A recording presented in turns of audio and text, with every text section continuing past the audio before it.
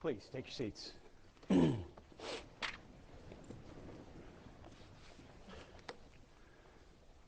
Well, members of Congress, Deputy Secretary Feinberg, this would not happen without you, without him, without what he's led. Today's not possible, and the reforms you're going to hear about today are not possible. Mr. Chairman, members of the Joint Chiefs, secretaries of our military departments, Undersecretary Duffy as well. Without what has happened at A&S, this is not possible either. Acquisition professionals, corporate leaders, distinguished officials from the Department of War, defense industry officials, good afternoon and welcome. A lot of you came a long way for this, and we are grateful that you took the time to be here with us right now. We think this topic is that important for the future of our nation. Today, I'd like to talk to you about an adversary that poses a threat, a very serious threat, to the United States of America. This adversary is one of the world's last bastions of central planning. It governs by dictating in 5-year plans. From a single capital, it attempts to impose its demands across time zones, continents, oceans, and beyond. With brutal consistency, it stifles free thought and crushes new ideas. It disrupts the defense of the United States and places the lives of our men and women in uniform at risk. Perhaps this sounds like the former Soviet Union, but that enemy is long gone. The foe I'm talking about is more subtle and implacable. You may think I'm describing one of the last decrepit dictators of the world, but their day too is almost certainly past. And they cannot match the size and strength of this adversary, nor am I talking about the Chinese Communist Party. The adversary I'm talking about is much closer to home. It's the Pentagon bureaucracy. Not the people, but the process. Not the civilians, but the system. Not the men and women in uniform, but the uniformity of thought and action that is too often imposed on them. In the Pentagon, despite this era of scarce resources taxed by mounting threats, money disappears into duplicative duties and bloated bureaucracy, not because of greed, but because of gridlock. Innovation is stifled, not by ill intent, but by institutional inertia.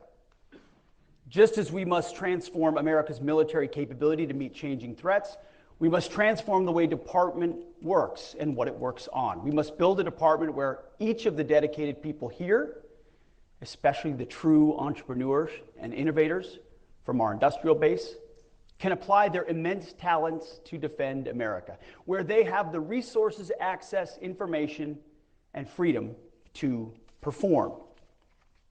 Our challenge is to transform not just the way we deter and defend, but the way we conduct our daily business. The modernization of the Department of Defense is a matter of immense urgency. In fact, it's not an exaggeration to say that it's a matter of life and death, ultimately, of every American. Now, I'm going to let you in on a little secret. The speech so far is not my own. Those words are practically verbatim from a speech given by Secretary of Defense Donald Rumsfeld on September 10th, 2001.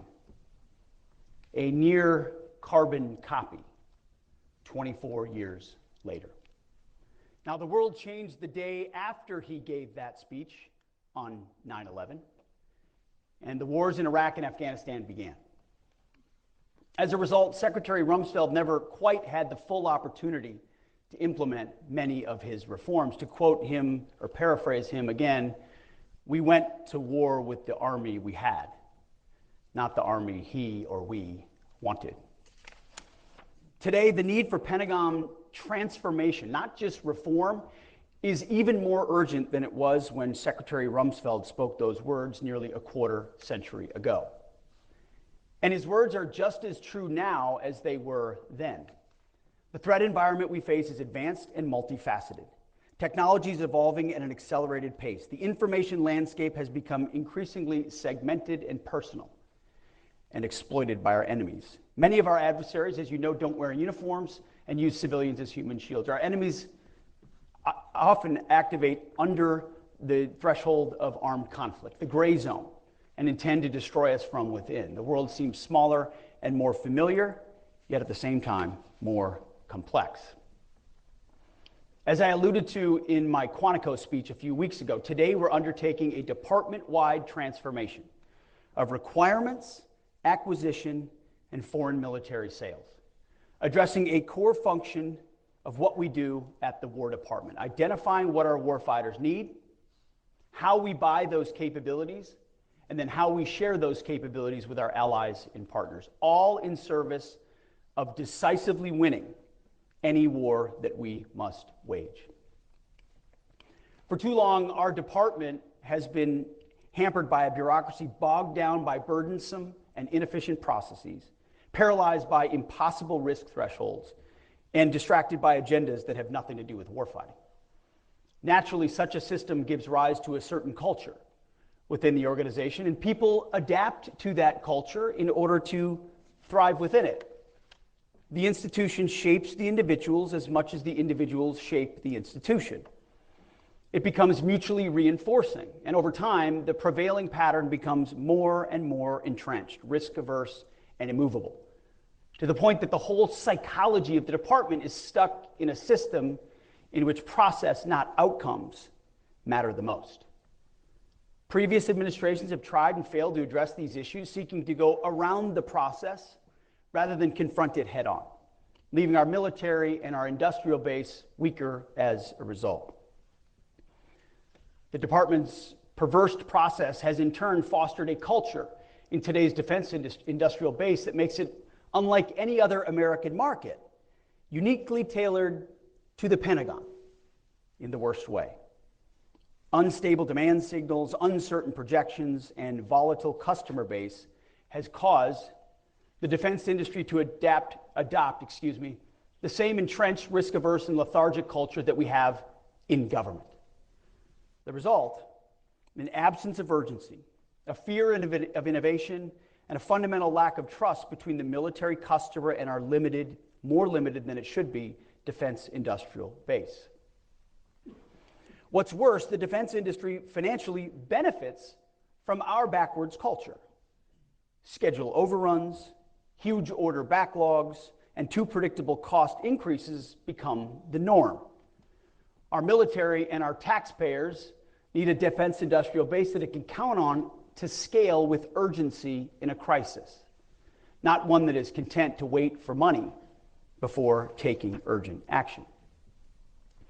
This relates to the whole industrial base, and most importantly to the large primes that we do business with today.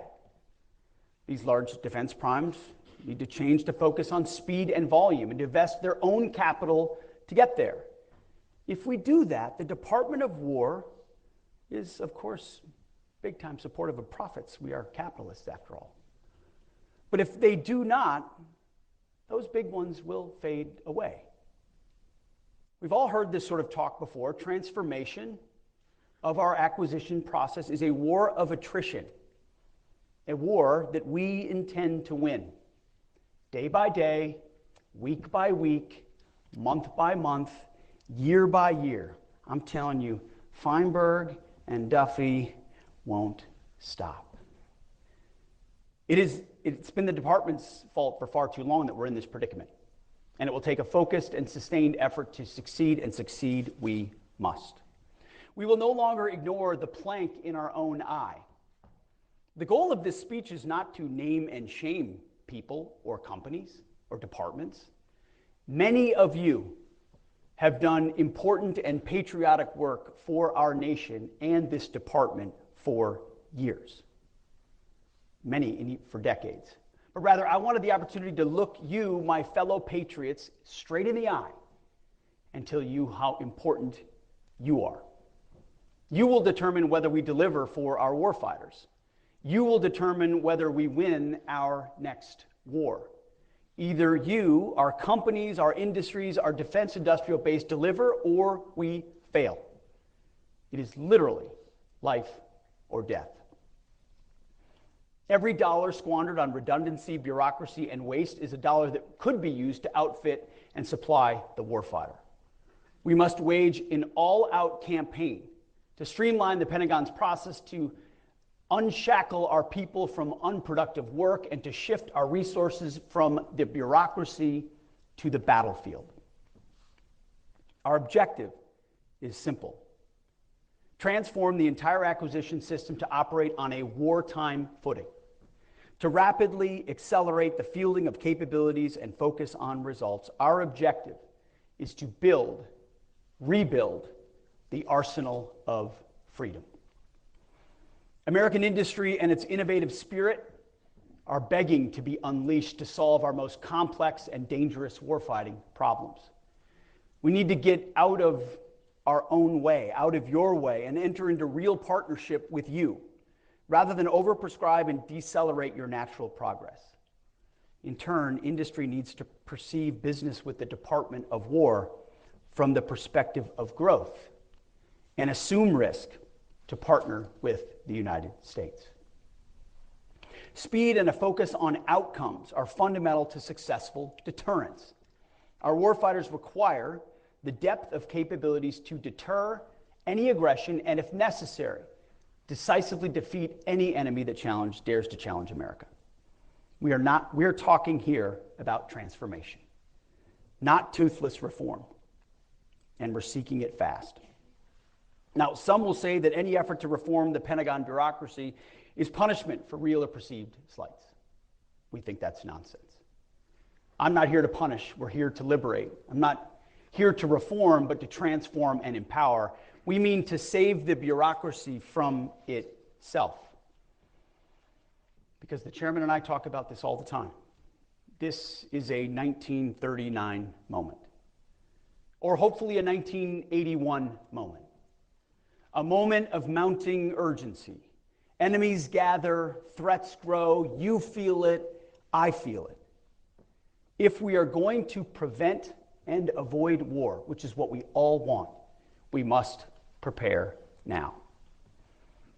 Our adversaries are not sitting idly by, they're moving fast.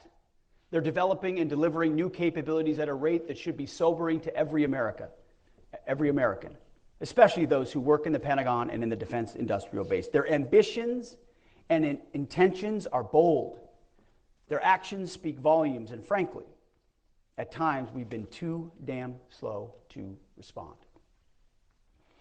But before we get too far along, when it comes to transformation, let me give some credit where credit is due. President Trump has led on this, issued 4 executive orders directing transformation of defense acquisition, spurring innovation of the defense industrial base in particular, and the entire federal procurement process and foreign military sales in general. That's because the president recognizes one simple fact: America's military is the greatest in the world by far, and we must keep it that way. Our commander-in-chief is leading the way, affording us, this is what is so key in any effort like this, affording us the top cover to do big, hard, and necessary things quickly.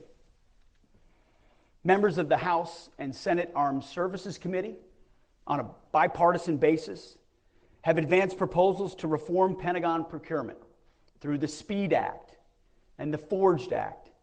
Through their close collaboration and extensive exchanges with Congress, much of what we are planning and announcing directly reflects the insights and reform ideas that have emerged from those ongoing partnerships. Many of the changes we're implementing today are the direct result of those congressional engagements, and we look forward to continuing this vital collaboration as we transform the department. So I want to thank Chairman Wicker and Chairman Rogers, especially for their leadership on these issues. Together, these executive orders, the congressional reforms, and the efforts by the services and department leadership, many of which are already underway, will enable 5 broad transformations. 1, inspire American industry to become a wartime industrial base that focuses on speed and volume through reliable demand and adaptable business practices for current partners and new entrants alike. 2, unleash the defense, industrial, and government workforces by incentivizing progress over process. 3, bias new acquisition and requirements processes for speed, flexibility, and efficiency. And 4, championing technical excellence and higher risk thresholds to accelerate high performance production. And 5, provoke war speed or warp speed by procuring rapidly and sustaining readily, cost effectively as the default, not the exception. So in short, those are broad principles. We mean to increase acquisition risk in order to decrease operational risk. Let me say that again. We mean to increase acquisition risk in order to decrease operational risk. By taking greater calculated risk in how we build, buy, and maintain our systems, we will gain speed to more quickly provide capabilities to the battlefield. An 85% solution in the hands of our armed forces today is infinitely better than an unachievable 100% solution, endlessly undergoing testing or awaiting additional technological development. These are of no use to troops in harm's way. So to the men and women of this department, both military and civilian, who work on acquisition, and our industry partners, let me say this: you are not our enemies in this effort, but you are our allies. You are Obi-Wan Kenobi. You are our only hope. I hear the frustrations of the senseless bureaucracy, the constraints. I hear it every day. You know there is waste. You know there is abuse. You know there are outdated, useless, and silly regulations that squander taxpayer money. You also have ideas to help us defend the United States better, to reform our processes for the better, to make our processes more responsive to the needs of the warfighter.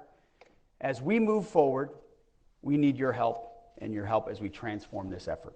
As I said at Quantico, consider yourself hereby liberated. In transforming the acquisitions process within the Pentagon, we will build on the tenets of restoring the warrior ethos, rebuilding the military, and reestablishing deterrence. We cannot achieve the last two without infusing the first throughout the acquisitions ecosystem, including the boardrooms, the labs, and the factories of our indispensable industry partners. The first step in achieving the warrior ethos, as I emphasized at Quantico, requires that we expect the same from our partners. It's imperative that industry focus on hiring and promoting individuals based on merit and not on some garbage ideological standard. DEI has failed at every level of every organization. In our system of acquisition, we all serve the men and women in uniform and are accountable to the American taxpayer, but we all have a specific role. The Pentagon establishes expectations and outcomes and accountability. Industry provides the talent, the innovation, and the agility, and the capacity that allows us to meet our goals. As with our warriors, the performance standards that industry needs to meet must be high and unwavering. Tolerance for underperformance and failure, low. And the imperative for continuous improvement, relentless. To achieve these goals, it's paramount that human capital decisions across the entire warfighting acquisitions enterprise are predicated upon merit and optimally enable the recruitment, retention, and mobility of our nation's best talent. Just as I told the uniform ranks, personnel is policy, so too in acquisition. Human capital decisions focused on hiring, promoting, rewarding, and accountability will directly determine the success of acquisitions reform. And more importantly, whether or not we save our republic. That's how important it is.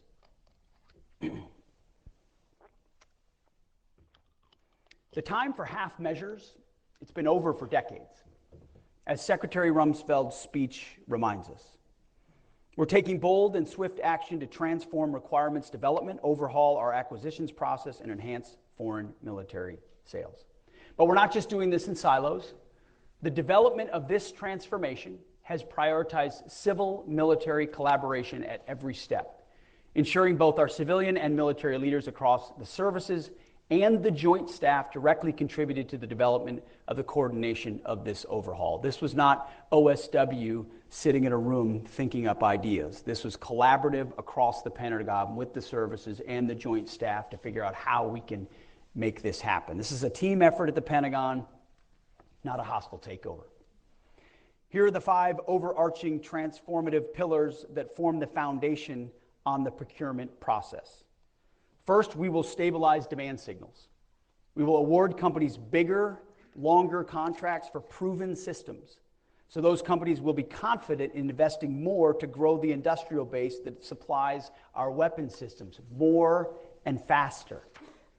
Second, we will prioritize the purchase of industry-driven solutions, commercial solutions first, that meet our needs faster, even if that means bids do not meet every requirement. It means that we will be open to buying the 85% solution and iterate together over time to achieve the 100% solution. It also means there will be no non-compliant bids. Third, we will empower our program leaders with the control, expertise, and authority to direct program outcomes, to move money, and quickly adjust the priority of required system performance to deliver on time and under budget. Fourth, we will inject urgency and excellence into the DIB. The Department of War will only do business with industry partners that share our priority of speed and volume above all else, who are willing to surge American manufacturing at the speed of ingenuity to deliver rapidly and reliably for our warfighters. And fifth, regulatory reform. We will remove excessive and burdensome FAR and DFARS rules, reporting requirements, accounting standards, excessive testing oversight, excessively long studies and analysis. Anything that unnecessarily slows down government contracts will be eliminated. So the bottom line is this. These changes will move us from the current prime contractor-dominated system defined by limited competition, vendor lock, cost-plus contracts, stressed budgets, and frustrating protests to a future powered by a dynamic vendor space that accelerates production by combining investment at a commercial pace with the uniquely American ability to scale quickly. Taken together, we will rebuild the defense industrial base into a new arsenal of freedom. What we're doing today marks a new horizon for how we acquire and deliver warfighting capabilities. We are prioritizing speed, flexibility, competition, and calculated risk-taking. We will buy commercial solutions to the maximum extent possible, practicable, and will ensure our systems can produce at scale and relentlessly focus on delivering modern lethal weapons to our warfighters. End of story. To fix this entire process, we need to fix the heart of it all, which is requirements. For decades, our requirements process, under the name, and you know it well, Joint Capabilities Integration Development System, or JCIDS, has become an inefficient bureaucratic system in need of a complete overhaul. Which is why today, at my direction, we are transforming the department's process for joint requirements determination. Re-envisioning the requirements process is a decisive step in rebuilding the nation that once led the world in turning ideas into combat power, thoughts into lethality. I am canceling JCIDS, which moved at the speed of paperwork, not war. To put it plainly, JCIDS became a years-long bureaucratic anchor that dragged us down while our adversaries surged ahead with purpose and precision. JCIDS was focused on defining systems requirements, staffing them through countless oversight boards, and then locking them down, while threats and technologies continued to evolve. To validate requirements documents, JCIDS often took over 300 days. Yes, 300 days to close to one whole year just to approve a single document. By the time it got stamped, and it probably was stamped, the threat had changed and the warfighters' needs had shifted. The process was so complicated that there is a 400-page manual, instruction manual, just to understand it, imposing endless templates and layers for review. JCIDS had dozens of reviewers and sign-offs and hundreds of comments to approve a single document. It's its own ecosystem, most of which added little to no value. We tried to please everyone, so we chased consensus instead of clarity. It became a go-along to get-along process. The result? Overspecified requirements that satisfy everyone and serve no one. A process built to serve the process. Our industry partners know the biggest obstacle isn't technology, it's our processes. Requirements are unclear or overly prescriptive and even contradict themselves, like that last sentence. They're either so rigid that they strangle innovation or so vague that nobody knows what done actually looks like. Contractors waste time guessing instead of building. The result, cost overruns, frustration on both sides, and delayed delivery to the warfighter. What industry is asking for is simple: clear, stable problem statements, provided early enough to plan, hire, and train the workforce, and then invest in capital modernization. We rarely engage innovators early, and when we do, the process tries to retrofit their ideas into outdated formats. Existing industry partners who understand the cumbersome process don't even bother to innovate. They know there is no upside to innovation. Rigid standards and archaic templates choke the agility that we need. That's why innovation groups exist to bypass JSIDs entirely and deliver faster. The lesson is obvious. If we want innovation, and we desperately do, we must build a requirement system that welcomes it instead of smothers it. You can catch a glimpse of where we're moving when it comes to our commitment to acquiring critical munitions and the Golden Dome. Secretary Gates, for example, circumvented the Pentagon process to quickly develop and field the MRAP. Now, we're already moving at wartime speed on both of those, Golden Dome and munitions, working outside the slow bureaucratic process. But we shouldn't have to go outside the process to make it work. Urgent needs are met by circumventing it. We can't rely on that. Instead, the entire process must move at the speed of critical munitions, Golden Dome, and the MRAP. In short, we can't continue making big promises we can't keep. The people who define what we need aren't linked to the people who control the money or build the systems. So requirements move forward on paper, but the funding and execution don't follow. By the way, if folks are watching this on Fox, their eyes are rolling over. But everyone in this room understands exactly what I'm talking about. The result: plans without resources, programs without liftoff, and warfighters waving for capabilities that arrive late or never arrive at all. No feedback loop, no shared priorities, and no accountability. Until we connect need, money, and delivery under one roof, we keep producing wish lists instead of weapons. President Trump recognized the reality and challenged our department to adopt a wartime mindset, to confront the bloated and inefficient bureaucracy. And that is why today, at my direction, we are undertaking a series of actions that immediately and fundamentally change how we develop requirements, to get capabilities into the hands of our warfighters at speed. We're ending a system that was built for paperwork, not mission. JSIDS is dead, and it was slow and bloated and disconnected from reality, and we will do better. I'm directing the Joint Requirements Oversight Council, the JROC, to stop validating service requirements and to kill the paperwork culture that buries ideas before they ever reach the field. In its place, we're building a new model focused on speed, alignment, and action. We're also reorienting the JROC to start identifying and ranking the Joint Force's toughest problems, what we call joint operational problems. The problems will drive the priorities for the entire department. That is why today, at my direction, we're standing up 3 new decision forums in place of JSIDS. The first is the Requirements and Resourcing Alignment Board, or RRAB, a new decision forum co-led by the Deputy Secretary of War and the Vice Chairman of the Joint Chiefs of Staff, to tie money directly to those top warfighting priorities.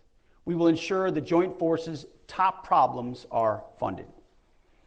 We're also creating the Mission Engineering and Integration Activity, or MEIA, to bring the best minds, government, industry, and labs together early to experiment, integrate, iterate, and prototype solutions instead of watching good ideas die at the hands of a worthless process.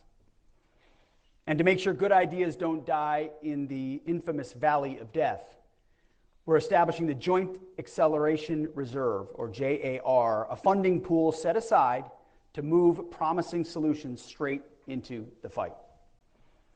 Finally, each military service will review and reform its own requirements process, cutting red tape, engaging industry earlier, and aligning internal priorities to the new joint system. So what do we believe this new process will achieve? Speed replaces process, money follows need, joint problems drive action, experimentation accelerates delivery, and the services move faster and smarter. Take contested logistics, for example. When we fight, our ability to move weapons, supplies, and reinforcements to the front lines and back, it's critical. We can stay in the fight only as long as our logistics sustain us. Our adversaries know this, and they will attack our supply routes, ports, airfields, depots, and information systems in order to disrupt us. We must be able to fight in this contested environment, and these reforms will ensure that we can. We'll start by elevating contested logistics as a key prioritized operational problem. We're going to work side by side with our industry partners to come up with innovative solutions through experimentation and rapid prototyping and ensure that it's properly funded. Logistics will be prioritized, integrated, and delivered quickly and as long as our warfighters need it. See, we're moving from process to purpose and from paper to power projection. And this is not a minor requirements reform, it is a transformation. A change that allows us to outpace our adversaries and restore deterrence. Field capabilities quickly and welcome new entrants. A chance to achieve President Trump's vision of peace through strength. Every leader, every program, and every dollar will face one simple test. Are we delivering real capability to the warfighter faster than we were before? If the answer is no, we will adapt. We will not stop, and we will not back down. That was requirements. On to acquisitions. Hand in hand with requirements is acquisitions transformation, which is why today, at my direction, the Department of War will immediately begin implementing a comprehensive overhaul of our acquisition system. President Trump did not send us here to nibble at the edges. He sent us here to fix it, and that's exactly what we plan to do. As mentioned earlier, President Trump's executive orders direct the department to modernize acquisition for speed, flexibility, and efficiency, to revitalize the defense industrial base and leverage America's commercial innovation, to incentivize our acquisitions workforce, encourage risk-taking, and cut red tape, promoting efficiency and enhancing competition. That is why today, at my direction, the defense acquisition system, as you know it, is dead. It's now the warfighting acquisitions system. And this isn't just a name change, it's a fundamental shift in how we view and practice acquisition. General Omar Bradley once noted that amateurs talk about tactics, but professionals study logistics, and of course he's right. Wars are won and lost not only by warriors on the battlefield, but by acquisition and industry professionals who shape the fight years before it ever takes place. That's all of us and all of you. Acquisition is a warfighting function, and it must enable and encourage continuous adaptation and improvement of our warfighting capability. We need acquisition and industry to be as strong and fast as our warfighters. The warfighting acquisition system will dramatically shorten timelines, improve and expand the defense industrial base, boost competition, and empower acquisition officials to take risks and make trade-offs. We're leaving the old, failed process behind, and will instead embrace a new, agile, and results-oriented approach. What used to take, sometimes when you add it up with requirements, 3 to 8 years, we believe can happen within a year. That old approach had 3 systemic challenges. First, fragmented accountability where no single leader could make trade-offs between speed, performance, and cost. No one's in charge. Second, broken incentives that reward compliance with rules and regulations, ignoring schedule delays and cost overruns, resulting in our warfighters operating with old, unreliable legacy systems. And third, a chaotic requirements, budgeting, and contracting environment that disincentivized industry investment, leading to constrained capacity that cannot surge or adapt quickly without government intervention and, of course, more and more funding. The core principle of the acquisitions transformation we are unveiling today is simple. Place accountable decision makers as close as possible to the program execution, eliminate the layers of bureaucracy that hinder them, and then empower them with the authorities and flexibility to drive timely delivery. Eliminating the layers of bureaucracy mean every program, every process, every board, and every review must justify its existence by demonstrating value in a timely manner of capabilities to the warfighter. Those that are of low or no value will be eliminated so we can continue to accelerate our speed of delivery to the warriors. Here's what you can expect. Today at my direction, we are transforming and reorganizing the existing program executive offices, or PEOs, into portfolio acquisition executives, or PAEs. The acquisition chain of authority will run directly from the program manager to the PAE. Each PAE will be the single accountable official for portfolio outcomes and have the authority to act without running through months or even years of approval chains, and they'll be held accountable to deliver results. Now, these PAEs will be empowered with the authorities to make decisions on cost, schedule, and performance trade-offs that prioritize time to field and mission outcomes. That means less time identifying what our warfighters need, releasing solicitations to industry, and finalizing contracts to get production running at scale. Our warfighters, as you know, can't wait decades for the tools they need to deter and fight our wars and to win them. The current pace of technological innovation is unprecedented. The services deal with it every day. By the time we field new capabilities, they need to be upgraded and then upgraded repeatedly to maintain the edge over our adversaries. And it's not just software that needs regular updating, but the critical components as well. But the time to make those updates in production, let alone putting them in contract, is delaying schedules by years. Everyone in here knows it. Years. And we're done with that status quo. Which is why today, at my direction, the Department of War will issue guidance within the next 180 days for portfolio acquisition executives to implement several game-changing practices. We will establish adaptable test approaches that enable rapid certification, evaluate multi-track acquisition strategies to allow third-party surge manufacturing capacity, maintain a standard to carry at least 2 qualified sources through initial production. And lastly, we will establish module-level competition through modular open systems approach. The Department's Office of Research and Engineering, led by Undersecretary of War Emil Michael, along with Mike Duffy, will issue these revised guidelines, A&S and R&E. No more standing by and talking about the benefits of modular capabilities. We're making this a reality. Portfolio acquisition executives will now have the authority to enact the modular open system approach, a technique that commercial industry has been practicing and using for years. Imagine being able to swap parts or software of a critical munition without needing to, completely redesign the missile. It's common sense, but we're not doing it.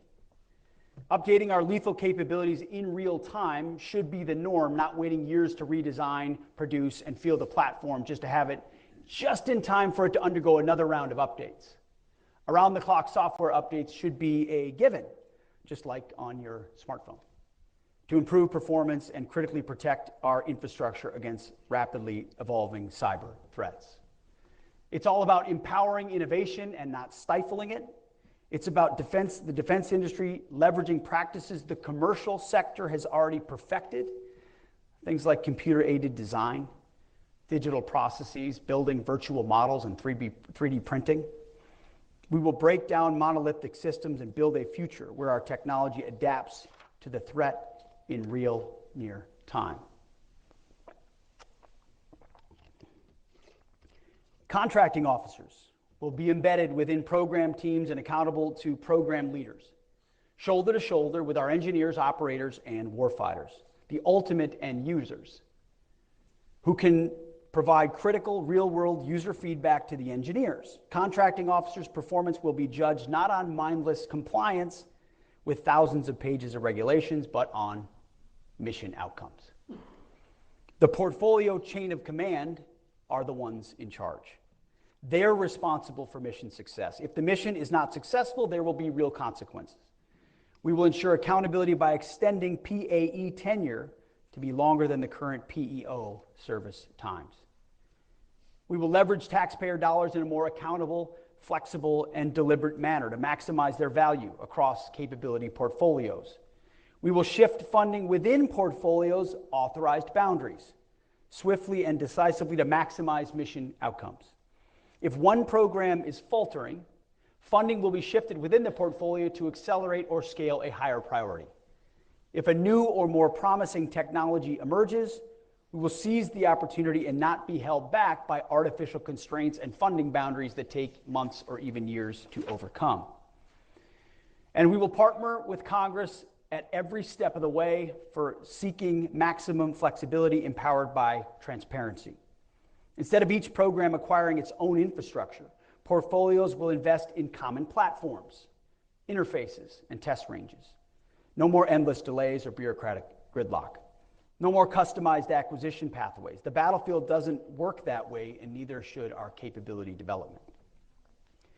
Programs will be schedule-driven with fixed delivery cycles that embrace learning through iterative development.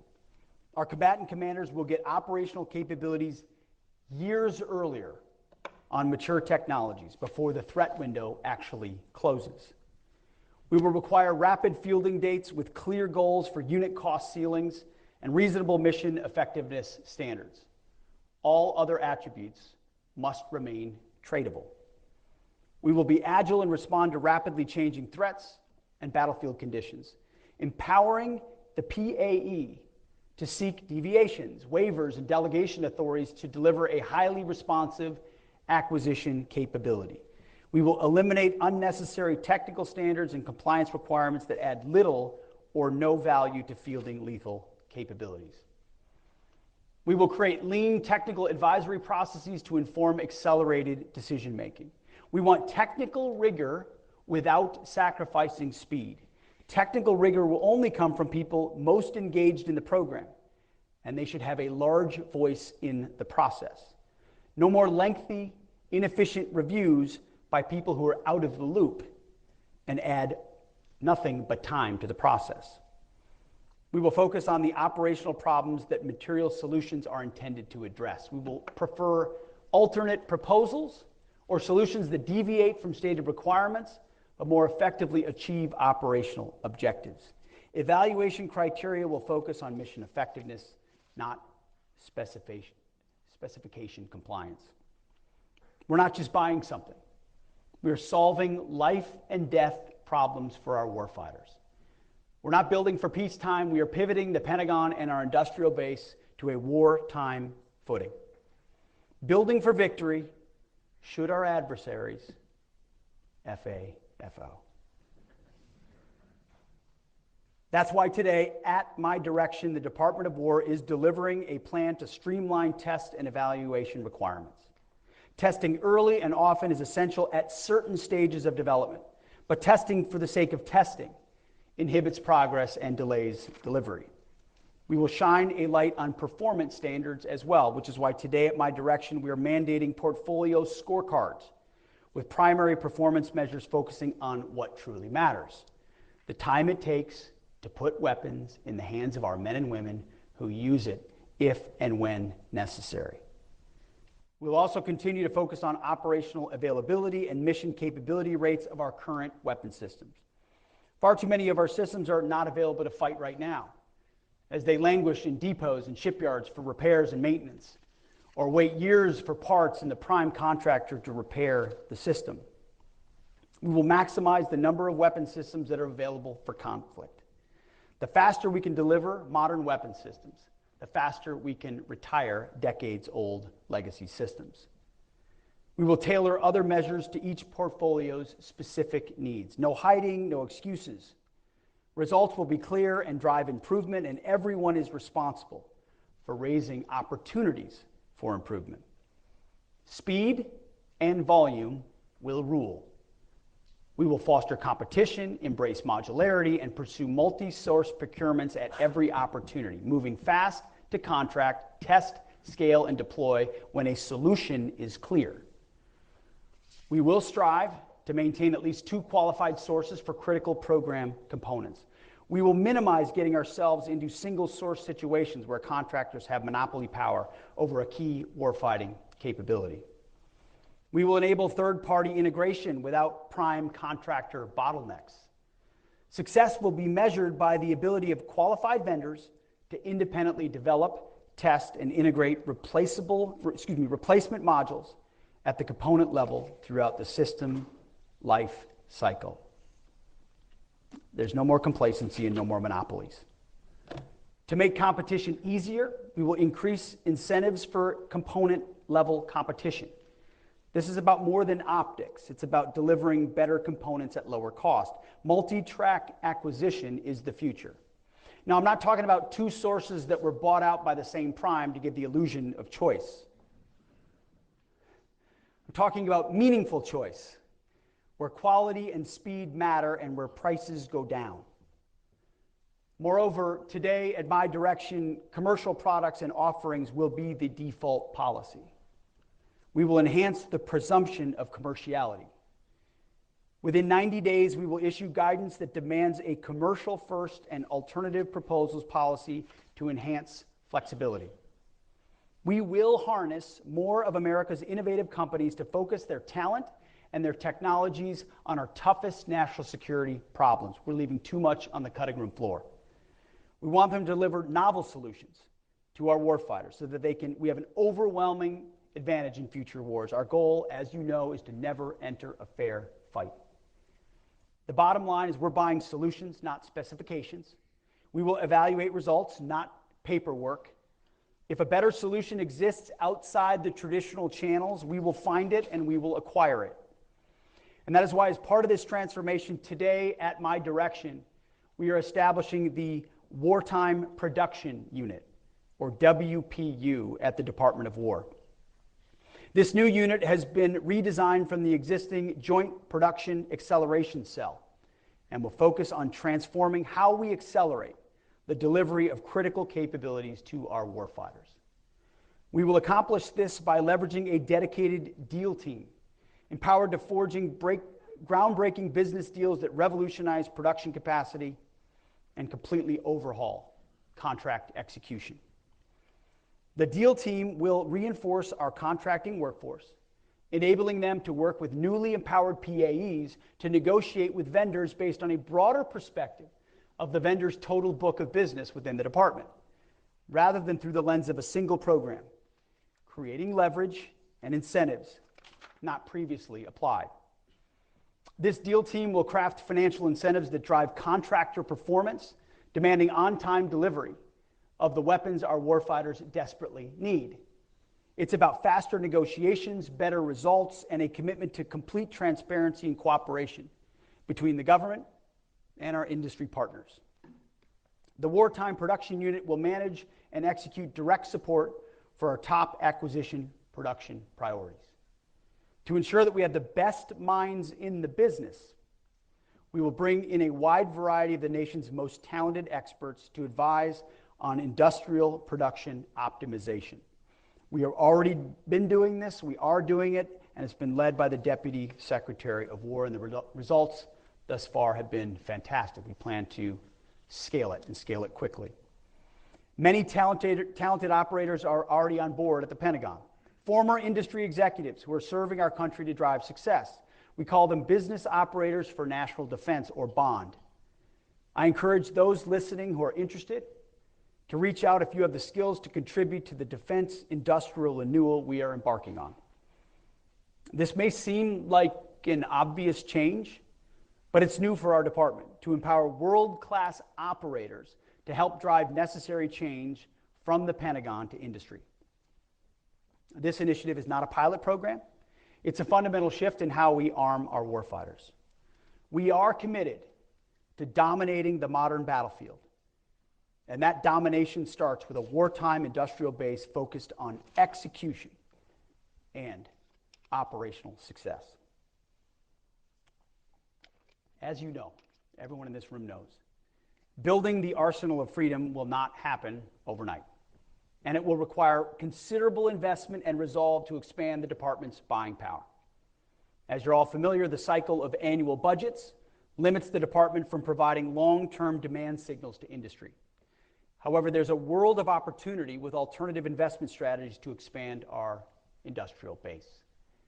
And that is why today, at my direction, the Department of War will publish new guidance to ensure that there are clear incentives for contractors to deliver on time, increase production capacity, and have the demand signal needed to attract private investment. We will encourage and accelerate creative strategies in investment, contracting, and procurement to scale production, expanding the DIB with new entrants and incentivizing companies to spend more of their own capital to revitalize our DIB and supply our warriors. We will drive strategies that create stable, clear, and consistent demand signals for industry to invest and scale production of lethal capabilities. This includes partnering with Congress to secure legislative authorities and appropriations flexibility needed to make the department a more predictable partner for industry, enhanced multi-year procurement authorities, guaranteed purchase orders, and stable funding mechanisms that will be the foundation for unleashing unprecedented private sector investment in defense production capacity. This will build on the great work already done to improve the PPB&E process and how CAPE and Comptroller interact with Congress. We commit to doing our part, but industry also needs to be willing to invest their own dollars to meet the long-term demand signals provided to them. Industry must use capital expenditures to upgrade facilities, upskill their workforce, and expand capacity. If they don't, we are prepared to fully employ and leverage the many authorities provided to the President, which ensure that the department can secure from industry anything and everything that is required to fight and win our nation's wars. Our national security comes first. You, our friends among industry, must realize that we appreciate your need to make a good margin and a profit as capitalists. But you must invest in yourselves rather than saddling taxpayers with every cost. For those who come along with us, this will be a great growth opportunity and you will benefit. To industry not willing to assume risk in order to work with the military, we may have to wish you well in your future endeavors, which would probably be outside the Pentagon. We're going to make defense contracting competitive again, and those who are too comfortable with the status quo to compete are not going to be welcome. To the majority of American industry who enjoy steady demand signals, to the major manufacturers who have built our country and our incredible, exquisite systems, to those of you who are not in this room today because you don't currently do business with the Pentagon, the Department of War wants any and all of you to be a part of our industrial base. We want all comers who are prepared to go at wartime speed. We're committed to being better customers, and this acquisition transformation demonstrates our commitment. The Deputy Secretary of War has already reached out to many of you to gauge your interest. I've talked to a lot of folks. We've never had a deputy like this man who has the business background and experience that he has, and we're leveraging the hell out of it. On behalf of the department and our country, I encourage you to answer his call when it comes. None of this transformative effort would be possible without a massive culture change amongst our acquisitions workforce. The Defense Acquisition University is obsolete. It must become an incubator of acquisition excellence and urgency. That is why today, at my direction, we're immediately transforming it into a competency-based educational institution named the Warfighting Acquisition University. It will be the launching pad of our acquisition workforce, imbued with a transformative and warrior mindset. The same warrior ethos I invoked in Quantico must extend across the acquisitions ecosystem to contracting officers, program managers, systems engineers, and requirements developers. The patriotic men and women in this audience who architect, develop, and procure the world's most lethal and capable technology must be unleashed to deliver the arsenal of freedom faster than we ever have before. The Warfighting Acquisition University will prioritize cohort-based programs, combining experimental and project-based learning on real portfolio challenges, industry-government exchanges, and case method instruction that develops critical thinking and rapid decision-making. No more sitting in classrooms, learning about failed processes of the past. Our acquisition system is only as good as our workforce. Trust me, I understand the challenges of the workforce. Portfolios and programs can't succeed when leaders rotate out every 2 years. Greater stability ensures deeper insights into technology, relationships with companies, personnel development, and accountability to deliver outcomes. And that is why today, at my direction, the department is developing policies to create blended career paths of key portfolio and program officials, extending their tenure by requiring 4-year minimum terms with 2-year extensions, and tying their incentives to competition, capability delivery time, and mission outcomes. This will ensure accountability for strategies and decisions with continuous improvement throughout execution phases. Again, we're not just making tweaks. We are fundamentally changing the way we do business. These are not just words. We've already done a great deal of the work. In fact, the new acquisition transformation strategy is being released today. And for many of you in this room, it's hitting your inboxes right now, as are all of the directives that we're announcing today. You will have them before you leave this room. It's a great read. I encourage you to check it out. I read more than the executive summary. Speed to delivery is now our organizing principle. It is the decisive factor in maintaining deterrence and warfighting advantage. If our warfighters die or our country loses because we took too long to get them what we needed, we have failed. It is that simple. That is the business we are in. And we talk to a lot of people that have been in this building a long time. The sense of that urgency has slipped too much. And when you look at what we face, we have to recapture it. Finally, foreign military sales. Transforming requirements and acquisition alone, not enough. We must also improve the way our department and the industrial base supports weapons sales to our allies and our partners. This is a top priority for my team in partnership with Secretary Rubio and Secretary Lutnick. Thanks to the efforts of President Trump, we have reached an all-time high in our foreign military sales. President Trump is securing deal after deal to bring cold, hard cash to American manufacturers, but our processes are too slow, and our industrial base is too inefficient to keep up and deliver on time to our allies and partners. Believe me, I hear about this on every foreign trip and every conversation I have with every president, prime minister, and minister of defense is what is wrong with your foreign military sales. We ordered it in 2014. It's 2025, and it's scheduled to deliver in 2032. And I sit there going, I don't know what the hell. But we didn't break it, but we're going to fix it. Not only are foreign military sales and defense commercial sales important to our American industrial base, but they're also critical to our strategic vision on the global landscape.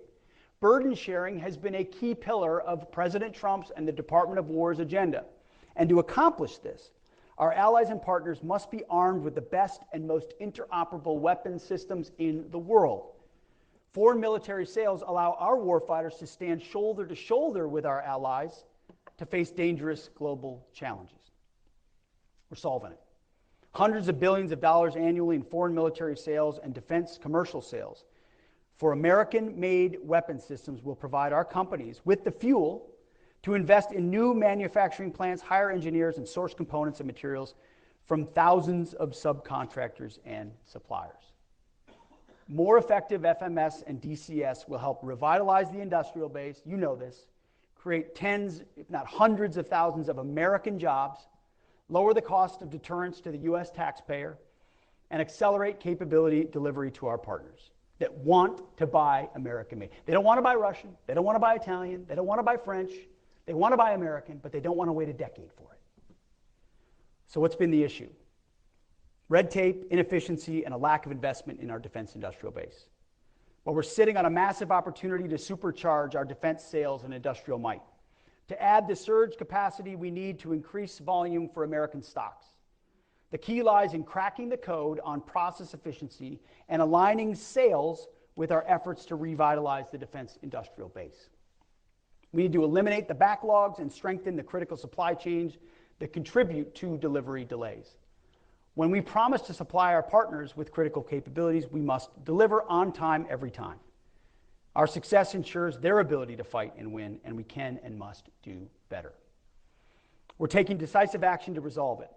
We've worked to bake exportability into the acquisition lifecycle from the very beginning, and we're investing heavily in making that a reality. We're modernizing our IT systems and establishing clear performance metrics to track progress and identify bottlenecks. At the operational level, some of our combatant commands, I've seen it firsthand, have similarly begun moving out to remove FMS process inefficiencies at the tip of the spear in theater. But the next step is a crucial one, and that's why today, at my direction, I'm directing the realignment of operational control of Defense Security Cooperation Agency, DSCA, and the Defense Technology Security Administration, DTSA. We're moving it from under the Secretary of War for Policy to the Undersecretary of War for Acquisition and Sustainment. So from policy to A&S. Now you might ask yourself, how does an internal Department of War shift in reporting structures make any difference? It makes a huge difference. In delivering defense articles and services to our allies and partners, it's a complex process, and success demands a unified approach across the entire acquisition lifecycle. From the first dollars invested in research and development, all the way through maintenance and delivery of spare parts. When a foreign partner or ally needs to acquire a new capability from the United States, we need to ensure that the department's own processes are efficient, effective, and primed to rapidly review those capabilities for transfer or place them on contract and then delivered as quickly as possible without impeding deliveries to the U.S. warfighter. By planning against a total aggregated picture of global demand against our industrial might, we can achieve breakthrough results, rapidly equipping our allies, bolstering global stability, and projecting American strength. That's exactly what this realignment gets after. By aligning DSCA and DTSA under A&S, we provide leadership focus and establish clear lines of accountability. We're better integrating FMS with our warfighter acquisition system and our defense industrial base activities. What you get is stronger cohesion of our acquisition, security cooperation, and technology security enterprise. U.S. operational and industrial readiness are maximized, and interoperability with allies is increased. And if it's done well, continued year-over-year growth in sales of American-made systems will skyrocket. You should all love that. Starting today, we will now manage our defense sales enterprise with a single integrated vision from initial planning to contract execution to delivery. I mean, it was staggering when we tried to get our arms around just one particular system and who we were giving it to, how many we were giving it to them, and when we were giving it to them. It was a multi-week exercise just to understand that system. It was not a complex system. That system, who it was going to, how long it would take, how it traded off of ours, we had no idea. So half of this is just totally understanding that process top to bottom. At the end of the day, unifying defense sales under a single roof in the Defense Department of War ensures that we aren't making promises that we can't keep, and that our allies receive the capabilities they need when they need them. But this is just the beginning of transforming our approach to defense sales. There's much more to come in the months ahead, because this is about more than selling weapons. It's about building partnerships, strengthening our industrial base, and ensuring that American-made military equipment remains the gold standard for defense around the world. We believe that what we've announced today is a total transformation of how we do business at the War Department. Not simple reform, but a fundamental shift in how the War Department operates. This transformation is, as I stated earlier, a war of bureaucratic attrition, and it is one that we intend to win. This is not a speech. This is not a fire and forget. This is the beginning of an unrelenting onslaught to change the way we do business and to change the way the bureaucracy responds. We will not relent, and we probably won't sleep, because we believe it's that important for our warfighters in the field. We're moving away from a culture of bureaucracy and risk aversion and embracing a culture of agility, innovation, and results. We will revitalize our defense industrial base by changing how we do business with our current defense contractors, fostering competition, and embracing commercial solutions. By the way, some of our services have already done great work in these spaces. So this is not to say there hasn't been a running start with some of our services on this, and I want to acknowledge that. This is building on top of that, frankly, taking some of those lessons learned and accelerating them into what we're doing department-wide. We will reform our requirements process to ensure that our warfighters get the capabilities they need when they need them, and they're not bogged down by bureaucratic delays. We'll modernize our acquisitions process to shorten timelines, send consistent demand signals, and empower our acquisitions officials to make swift, informed decisions. Not handcuffed by the process, accountability to make decisions. Slashing the barriers to entry for companies in the defense industrial base to encourage rapid innovation, competition, and expansion. And we're slashing the barriers to innovation for companies already in the DIB to empower them to grow within the Pentagon. We're making it easier to do business, not just for defense contractors, but for commercial companies. We're leveraging the untapped American manufacturing base to new heights. Small, mid, and large businesses alike, all welcome. And we're instilling a culture of accountability tied to results, not process. More jobs, faster delivery of lethal capabilities, and an industrial base that can surge if called upon. It's not just a pipe dream. We're driving toward that pace. We won't do incremental improvements. This is about fundamentally reshaping our approach from concept to delivery. We're injecting speed and agility into every facet, ensuring that we can outpace our adversaries and maintain our technological edge in places like AI, cyber, and space.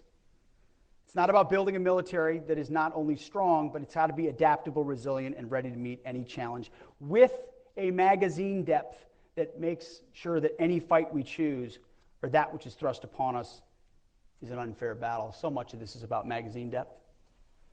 Not just about what we can make, it's how much of it can we make and how quickly can we deliver it. We're not just building a stronger military today, we are laying the foundation for continued dominance in the decades to come. We intend to build a dynamic and responsive system that can adapt to emerging threats and leverage new technologies. We're ensuring that future generations of warfighters have the tools and the capabilities to defend our nation. The War Department will be ready when the time comes. We will have and we will be the arsenal for freedom. The world is watching.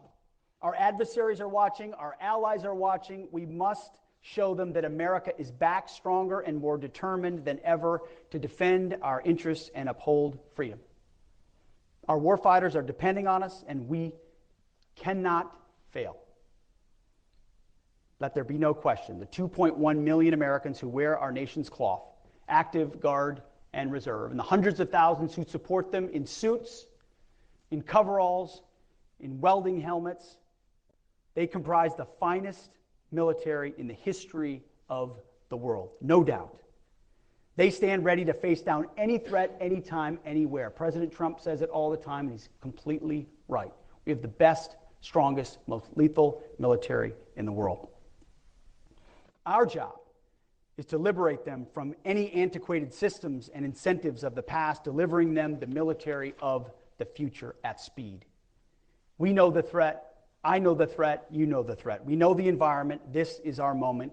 May we leave here with a renewed sense of purpose and a shared commitment to action, because you're definitely leaving with a full inbox. If we must, we will go to war with the military and equipment we have, and we will win. We have the best and the strongest. But today, let's build on the vision of what Secretary Rumsfeld aspired to in his September 10th, 2001 speech. Building the military we want and the military we need. The arsenal of freedom. That, my friends, is what we owe our warriors, present and future. So thank you all for what you do. May God bless you, and may God continue to bless our great republic. Thank you. Appreciate it.